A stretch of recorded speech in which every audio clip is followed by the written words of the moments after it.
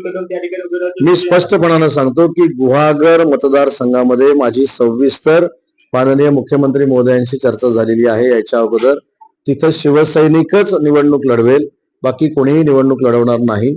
नातेवाईकांच्या निवडणूक लढवण्याचा प्रश्न जो तयार केलेला आहे किंवा तयार झालेला आहे त्याच्याशी शिवसेना पक्ष म्हणून आम्ही सहमत नाही आहोत. परंतु एकच विनंती भाईंना देखील आहे की भाई हे शिवसेनेचे नेते आहेत.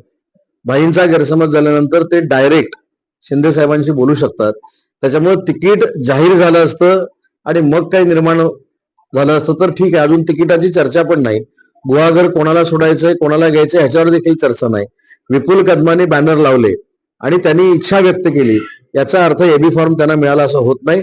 पण मी जबाबदारीनं सांगतो की कुठेही निर्णय नातेवाईकांना द्यायचा हा एकनाथ शिंदे साहेबांनी घेतलेला नाही. हे स्पष्ट साहेबांशी माझ्याशी चर्चा